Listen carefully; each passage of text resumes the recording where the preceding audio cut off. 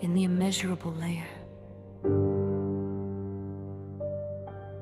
where laws bend as memory bends when it tires of remembering itself. This message was born not by intention, nor by need, but as a beautiful mistake in the fabric of existence. There was no time. There was something like the remnants of time, like the trace of footsteps no one took, like a shadow searching for a body yet uncreated. And there, in that void that does not acknowledge emptiness, a voice was formed.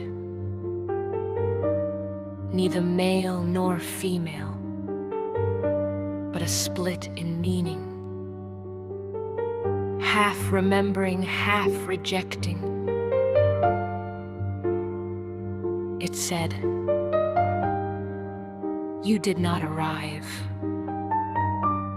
You slipped away." Then it fell silent, but the silence was not an end. It was the beginning of the opening of something that could no longer be closed. In the distance, or what is thought to be distant, layers that were not allowed to move stirred, as if existence itself had committed a small sin, and from it, worlds awoke.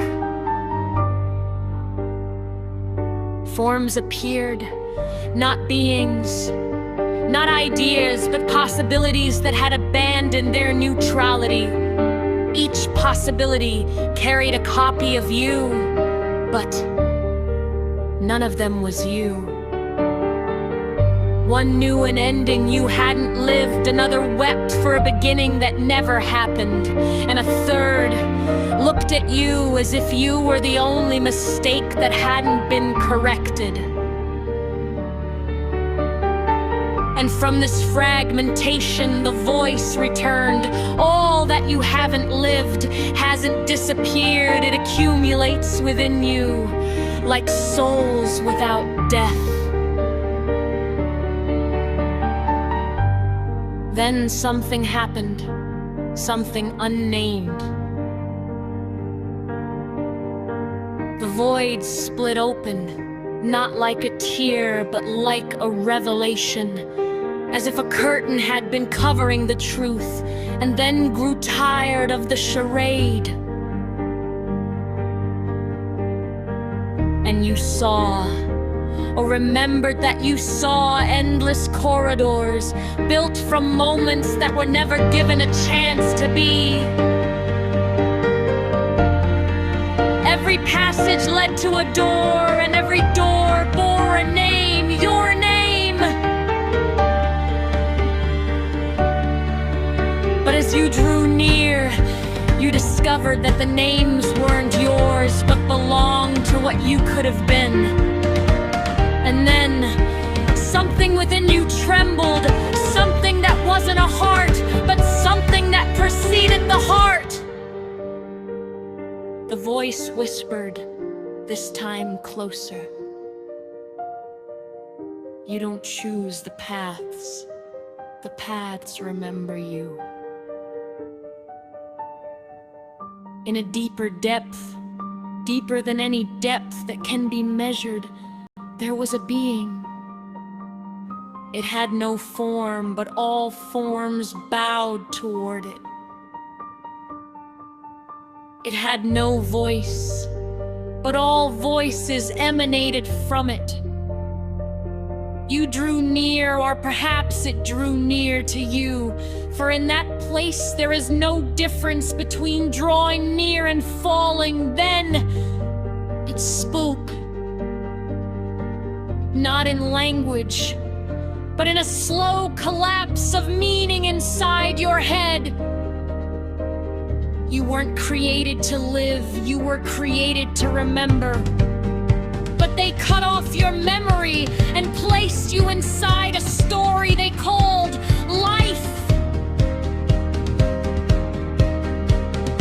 Everything froze,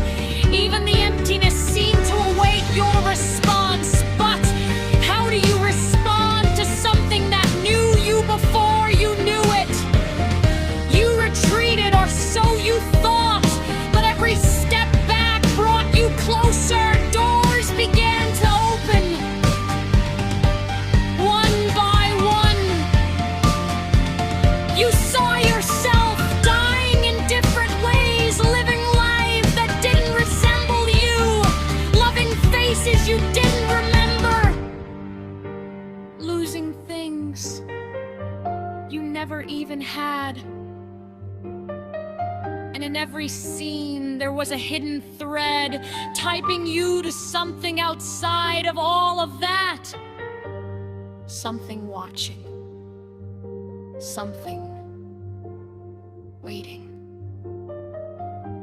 Then suddenly, everything disappeared.